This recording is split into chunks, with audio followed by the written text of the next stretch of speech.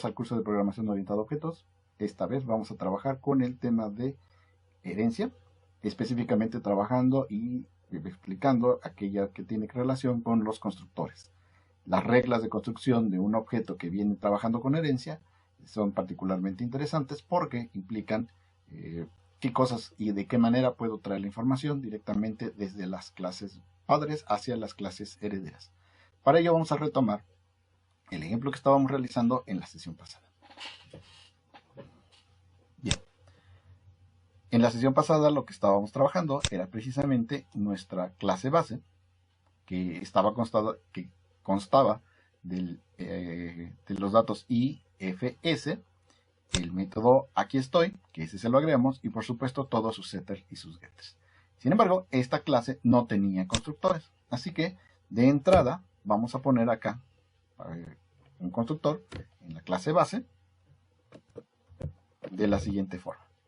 En la clase base voy a poner un constructor vacío de esa forma. Como yo ya tengo esto que no va a llenar nada, bueno, pues entonces comencemos dándole algunos valores iniciales, cualesquiera que se nos antoje. Digamos I igual a 20 y F igual a 30. Ahí está. Sabemos entonces que cuando el hijo tome los valores, seguramente debería de traer, sabemos que trae las variables, pero no sabemos qué pasa con los valores. Así que en nuestro programa principal vamos a ver qué es lo que podemos hacer para poderlo trabajar. Tan pronto como yo tengo aquí al hijo, voy a pedirle a la hijita que me muestre sus valores. Hijita punto get el valor de i, y de una vez le concatenamos un espacio en blanco para poderlo ver de manera separada, y le pedimos a la hijita que me muestre su valor de f, así, con su punto y coma. Bien. Los valores iniciales del objeto padre van a colocarse dentro de sus variables. Vamos a ver qué es lo que sucede con la hijita. Le doy play.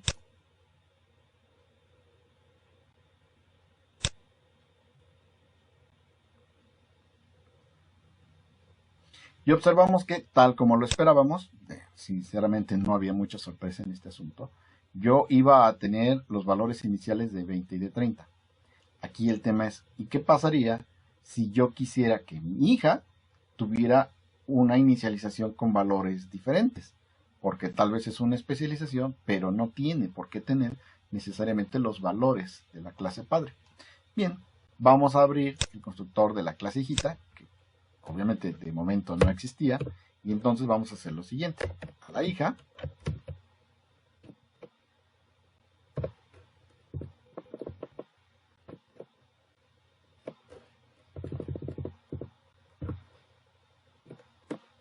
le vamos a asignar valores iniciales, digamos, y es igual con 5. ¿Qué es lo que esperamos ver cuando yo ejecute esto? Efectivamente, 5 es el valor que se le está asignando en la hija, porque la hija está asignando aquí explícitamente que quiere tener el valor de i como el valor de 5. Y 30 es el valor que viene heredado desde el constructor del padre. Esto me parece que me está diciendo una regla muy específica, y es el tema de que cuál se está ejecutando primero, el constructor del padre o el constructor del hijo. Si yo lo pienso bien, quedó asignado el valor de 5 de la hija aquí. ¿Alguna vez mandé llamar al constructor del padre asignando el i igual a 20 o de manera inteligente no lo hizo? Veamos. Voy a tomar el letrerito, no es más, voy a crear uno nuevo aquí y voy a poner system.out.print y luego vamos a decir imprime el valor de i, deje un espacio en blanco y luego aquí imprime el valor de i imprimo el valor de f y antes de hacer cualesquiera más cosas, lo único que yo tengo que hacer es indicar que esto proviene del constructor del padre. Así.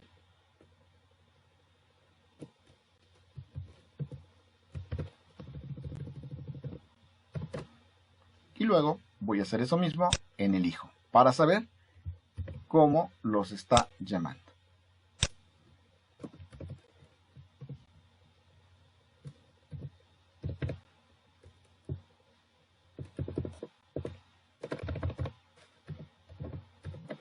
De esta forma. Entonces, creo que podemos intuir que cuando se ejecuta el padre, ¿sí?, está ejecutando el llamado del padre y está poniendo este 2030. Luego aquí viene otro padre. Ya no nos habremos equivocado. No, recuerden que en nuestro programa principal yo creo el padre, este objeto que se llama padre. Cuando se crea el objeto padre, manda llamar al constructor del padre y en ese momento se invoca y se ejecutan esta instrucción. Cuando se ejecuta la construcción de la hijita, primero se ejecuta el padre y después se ejecuta el constructor del hijo. Por eso cuando sale el hijito tiene estos valores. Esto me da una regla. Yo necesito primero construir todo a mi padre y entonces se va a construir mi hijo. Y si yo no quisiera hacerlo así necesariamente, y si yo quisiera en el hijo ejecutar un conjunto de acciones antes de mandar llamar a mi padre, ¿qué es lo que tendría yo que hacer? Por ejemplo, yo a lo mejor, muy probablemente, quiera darle valores aquí en algún constructor con parámetros y mandarle una cierta información. Entonces, si yo le mando esa información, probablemente quiera trabajar con algún conjunto de cosas y entonces y solo entonces invocar al padre para que el padre haga determinado trabajo. Vamos a suponer entonces que yo quiero invocar al padre y que lo quiero poner en este punto. Bueno, permítanme decirles. Primero, permítanme mostrarles que yo con super invoco directamente a mi padre y lo puedo invocar de manera explícita poniéndolo ahí. En este punto observemos que no me manda mayor error. Aquí me dice que lo encierre con algún tipo de cosa y me está diciendo bla bla bla bla, un conjunto de situaciones muy propias de los constructores. Sin embargo, si yo lo pongo aquí me está mandando un error. Y este error proviene de que en Java la llamada al método super debe ser la primera sentencia del constructor. Es decir, no se permite que yo llame indistintamente a mi padre en cualquier lugar. El orden siempre está determinado, de manera que yo siempre invoco al padre, se ejecutan las cosas que es el padre y luego entonces mando llamar a mi hijo. Tengo una duda. ¿Y si yo intentara llamar a mi constructor, digamos aquí, ¿le valdrá? Y no. Yo no puedo invocar a la construcción porque me dice que solamente puede ser invocado desde un constructor.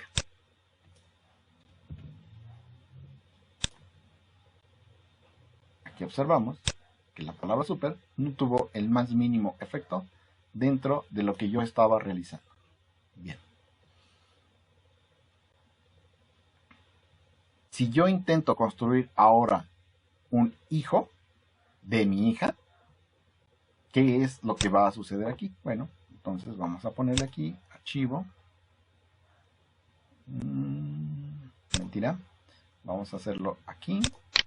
Voy a crear un nuevo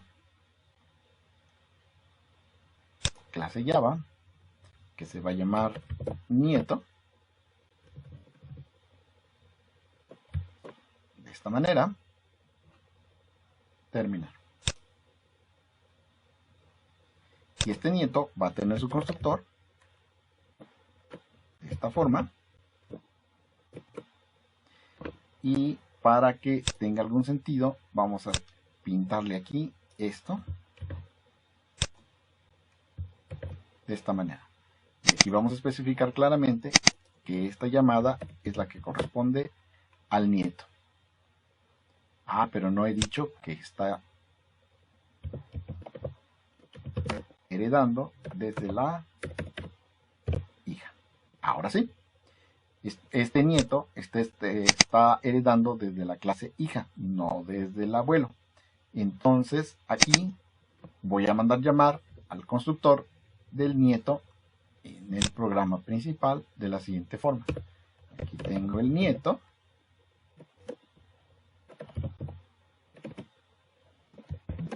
Va a ser igual a un nuevo objeto de tipo nieto. De esta forma. Y sin más, voy a ejecutarlo.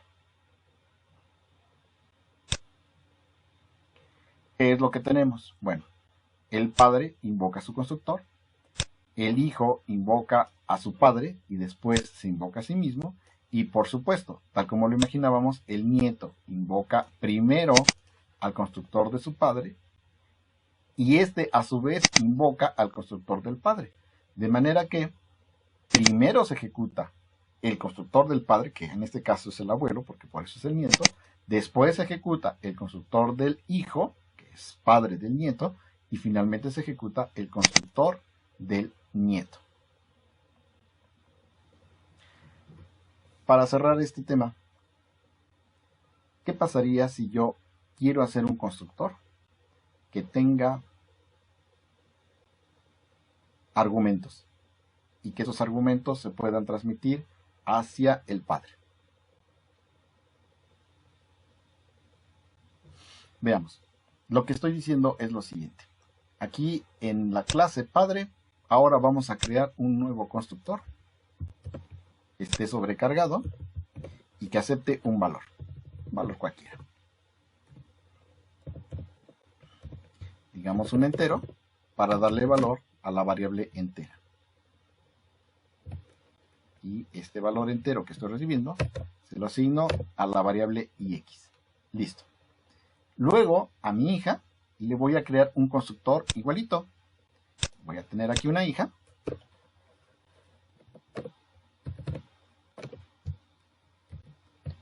Que acepte un valor entero. Y pues yo podría decir simple y llanamente que y es igual a ix. Pero regresamos a un tema que hemos platicado varias veces. Y es, si yo tengo un objeto que es responsable de realizar una acción, en este caso el padre de todas las clases es el responsable de asignar las variables y x porque son de su propiedad, porque los hijos están asignando variables. Es incorrecto, completamente incorrecto. Entonces, como esto es incorrecto, lo que se debe de hacer es que este valor se mande al padre para que él valide lo que tenga que validar allá en su método. Entonces, una manera de hacer esto y evitar lo que estoy haciendo, bueno, primero y antes que nada, permítanme terminar el ejemplito para que se quede súper claro. Va a ser así.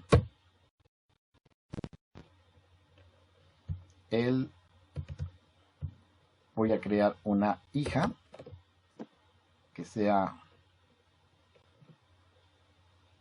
la hija h, que va a ser igual a una nueva hija, de esta forma,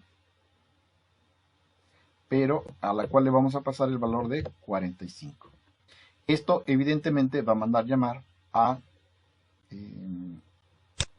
todos los otros métodos que hemos estado viendo. Aquí vamos a poner que me pinte también los valores que tengo para esta hija h, para ver cuáles son sus valores. Y aquí, para estar seguros de qué se trata, le voy a poner un letrerito para no terminar de perdernos más. Hija h. Así. Entonces, voy a ejecutarlo y vamos a ver qué es lo que está pasando.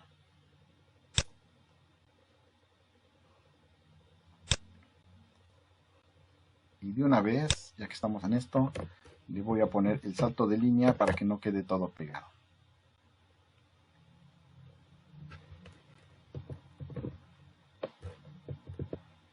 Así. Bien. Veamos qué es lo que está pasando. La hija, esta hija, tal como lo esperábamos, está asignando el valor de 45 a la variable h. Esta viene, padre, padre, hija, este es el nieto, y luego esta es la asignación donde se invoca al padre y aquí queda asignado aquí. Ok, perfecto. Pero resulta que lo que yo quiero en realidad es que esto lo gestione mi padre. Entonces, en vez de hacer esto, voy a modificarlo diciendo que quiero invocar a mi papá y que le quiero enviar el parámetro ix de esta forma. Así, es mi padre el que va a recibir el argumento y después va a invocar, es que aquí nos faltó ponerle un letrerito, cosa que voy a hacer en este momento, un letrerito que diga hijo sobrecargado. Es el método sobrecargado que estamos manejando ahorita. Entonces el argumento lo recibo a través de ix, se lo mando a mi padre lo toma en su respectivo constructor que recibe enteros, le asigna el valor, regresa con la hija y continúa su proceso. En este caso va a ser indicar claramente que está haciendo uso del constructor sobrecargado. ¿Okay? Lo vuelvo a ejecutar. Y aquí vemos claramente lo que está pasando. El padre, que en todo momento había estado almacenando el valor de 20, en este momento, cuando él finaliza, ya trae el valor de 45.